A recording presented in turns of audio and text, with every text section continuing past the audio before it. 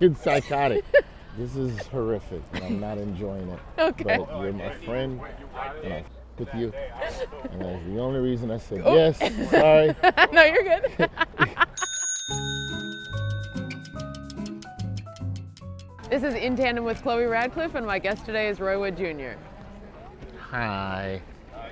All right, here we go. 3, 2, 1. Woo! What is this? Nice. What the is this? This is about to be the shortest episode of In Tandem that I've ever recorded.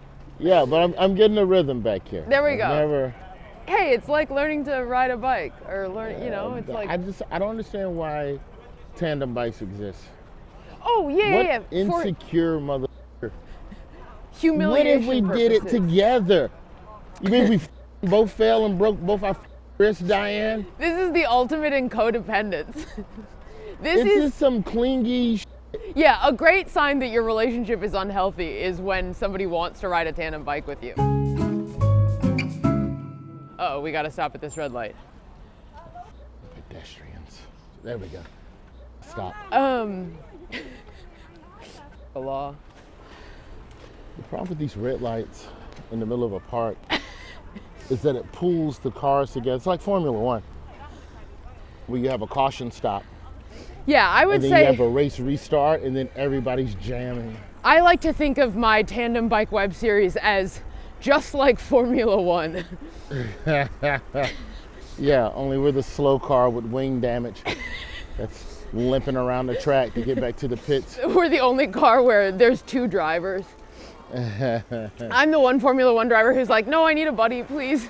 Have you ever watched a Formula One race live? No auto racing live. I don't want to do NASCAR. There's strategy to both, I appreciate.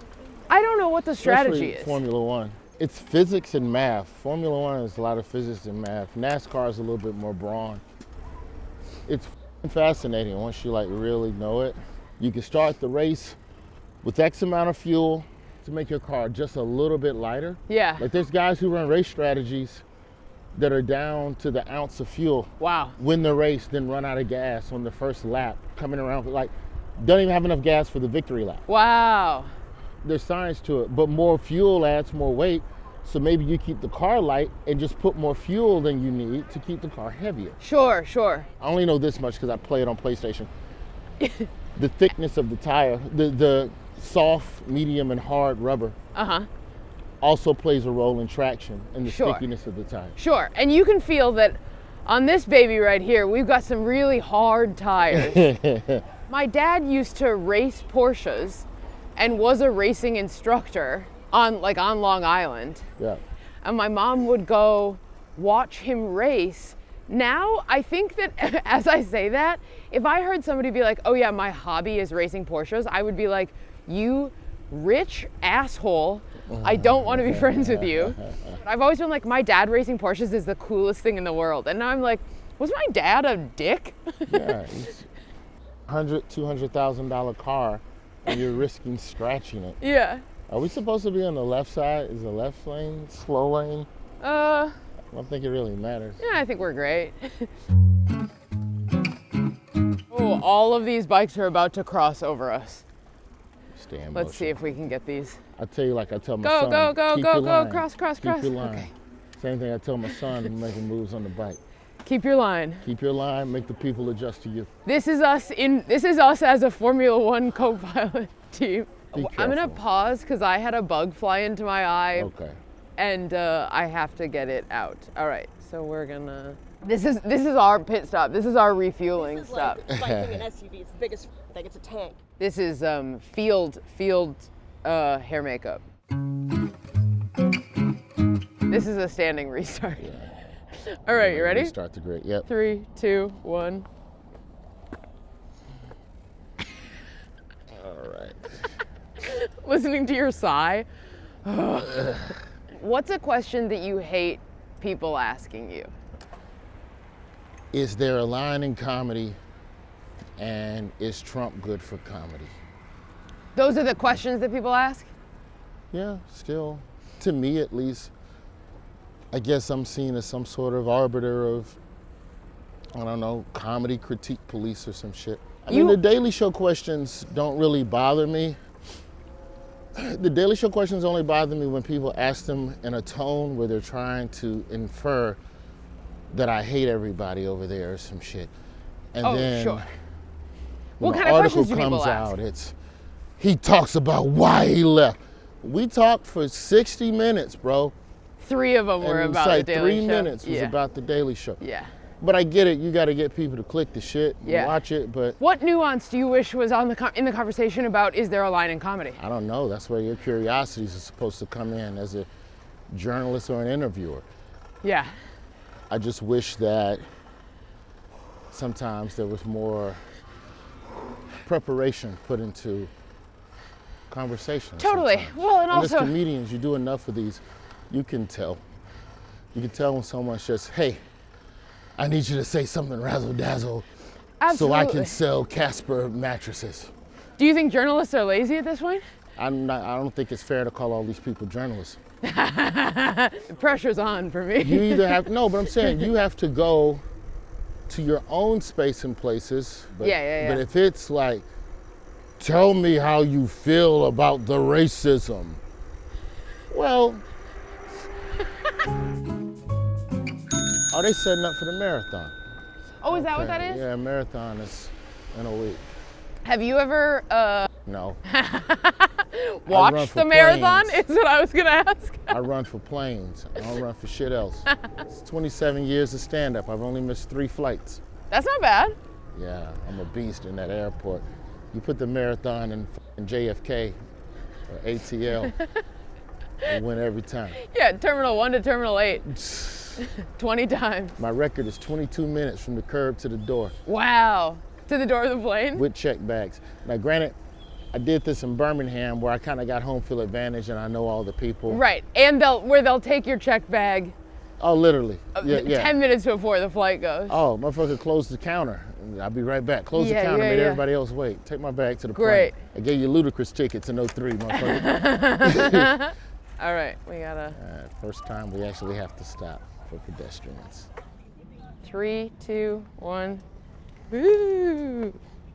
Great. Uphill is difficult. Some of these uphills I have felt Dead still to an uphill. out of breath. How are your legs doing? They're making it. The upside to the Tandem, definitely not as much torque. I think this is sort of a canoe situation where the power comes from the front. All right, we're just gonna. Cyclists must dismount.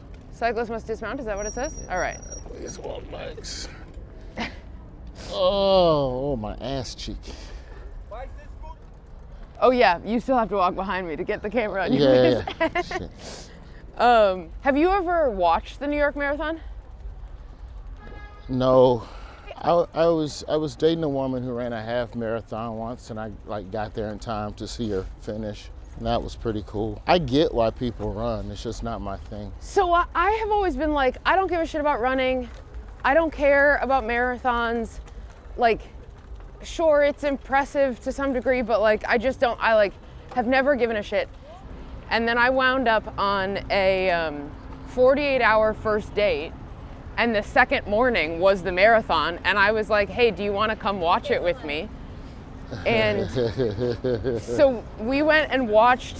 We had spent, this guy who I met on Hinge, we had spent 2 days together, and the second morning we just like walked to Lafayette in Fort Greene and watched the marathon. And I cried multiple times because it was so moving to see thousands of people doing the same thing all at once. Like thousands and thousands of people running and thousands of people cheering. And it was just so beautiful and so meaningful. And then of course that guy was like way more into me than I was into him because he watched me be moved by the power of the human spirit. Yeah. And you were like, fuck you. I was like, I'm not. You saw a very romantic side of me. I mean, to be fair, you went on a fucking 2-hour date. 2-day date. I mean, a 2-day date. Yeah. How do we get out of here? The new town show. Oh, thank you. Appreciate it. That's fun. What is the thing that you wish you could ride away from right now?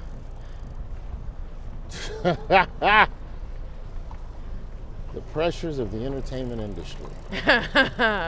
Say what you want about all them podcast boys that everybody hate and talk shit about, but they're their own boss. And ain't been no calls to have any of them fired because you can't fire them. Yeah. The best you can hope for is YouTube demonetization. There's a freedom in that. There's a freedom in your ideas and your perspective not being arbitered by someone else just because they gave you a bunch of money to make their idea come to life. Yeah. That's the thing that's beautiful, but by and large, frustrating about the entertainment industry. Yeah, and I right now am like trying to ask people to give me a bunch of money to make my dream come true.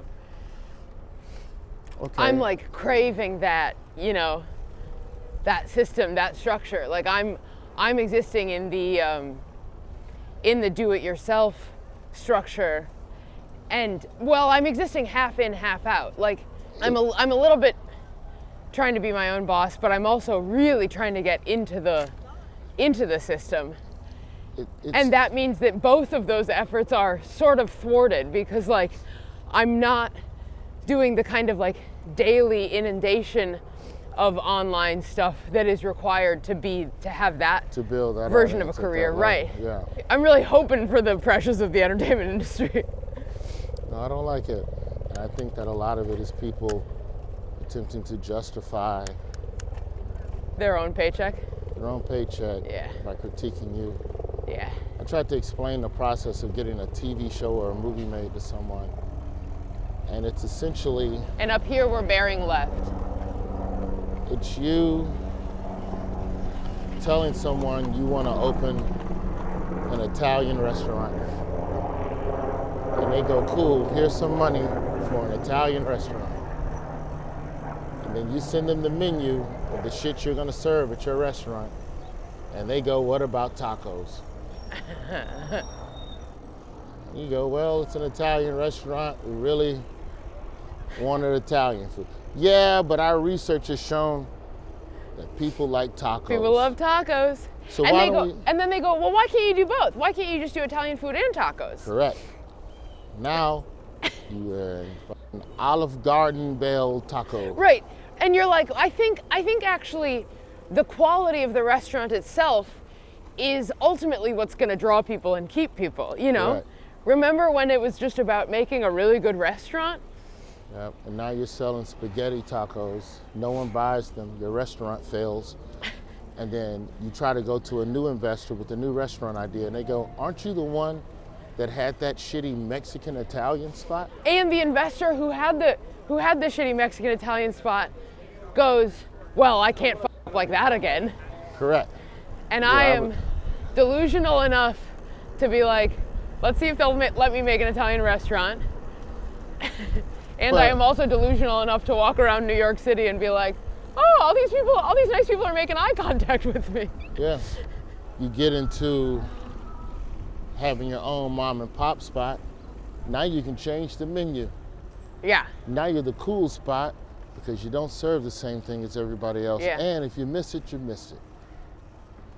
Have you thought about mom and pop route? That's all I think about. To be honest, the CNN show was a bit of a detour. It was a welcome detour, a beautiful opportunity, but it wasn't one that I had planned on happening when I left Daily Show. Interesting. Oh no. No, I didn't realize. just No, sorry. This brings us right back to the walking section. Oh, okay. Oops, sorry. Speaking of a detour. As the layman and the DIYers got a head start because they're not burdened by professional journalism and also the structure of the industry and trying to adhere to that construct that's been around for 100 years. It's going to take a lot of these cats off the sticks. Yeah. It's going to take some time. I'm talking 2-3 year Cats off the sticks. evolution of media. All right, if somebody said, we're going to give you a 9-figure deal to make whatever you want, what is that? Look at Rogan and Spotify. Yeah. What would you do? What would your There nine is figure no deal line spit out? because I'm rich and happy. After a certain point of money, it's just money. Yeah. So everything after that is legacy and reputation and the message and the product you want to build. How much money to pay you to start selling taco spaghettis again when you've built a successful Italian restaurant? Yeah. So if you want to with me, then fine. But we're making spaghetti. Now, if you want to talk about turkey versus beef versus boca meat or some shit, fine. No tacos, no enchiladas. But I'm not selling tacos. Yeah. There's too many people that want you to sell tacos and spaghetti. Some days I just want a job. Be the sign holder guy, right? Yeah, like literally, I used to do that. Yeah. I used to work temp service when I was on the road. Had that slow stop flip stick in construction zones. Really? I was that guy. The horse. Thank you.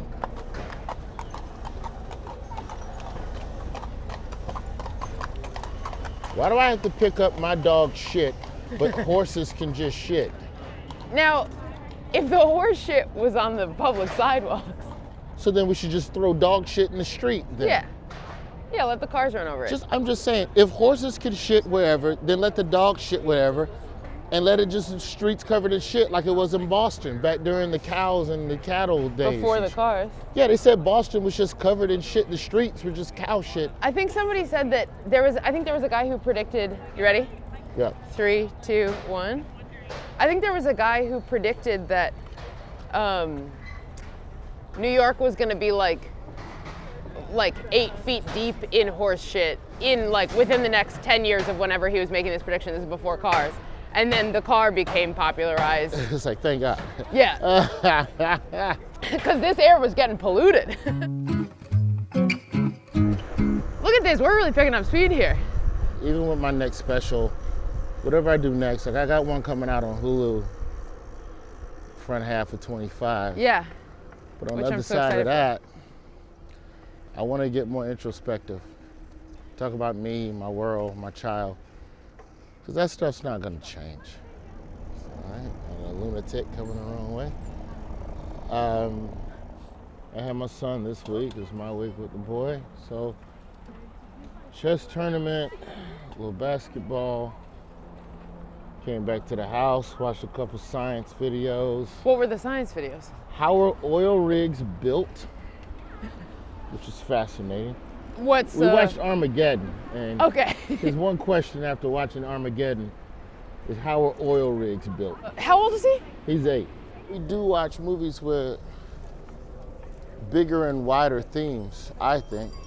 I mean, because really when you look at a movie like, say, Armageddon, like my son is deep into aviation, right? Uh-huh. Armageddon, at its core, it's a movie about trust and earning trust. It's not a movie about an asteroid. It's a movie about a man, Bruce Willis, Uh-huh. who has issues trusting other people. Uh-huh. But to save the world, Bruce Willis needs Ben Affleck. So therefore, Bruce Willis has to trust Ben Affleck. And also, Ben Affleck has to learn that trust is earned. Would you say that in this you are Bruce Willis and I am Ben Affleck? No, you are Bruce Willis. Okay. I need you. I have to trust to prove I can be trusted so I don't wreck this fucking bike. You know, you look at Top Gun. A lot of making out, no tits. Top Gun is a movie about a man who has to learn that people are counting on you and you have to be there for them. And that you can't do everything alone. And you have to help other people. Mm-hmm. Top Gun 2. Every single one of these movies I can tie back to tandem biking. I'm definitely Goose in this case because I'm gonna die. I'll hold you at the end. I'll cry. All right. This has been Woo! In Tandem with Chloe Radcliffe. You made it. And the camera just died. Perfect timing. How's your body? My ass hurts. Talk to me, Goose. Good to see you again. Good friend. to see you. Thanks for everything. I survived. You did great. That never again.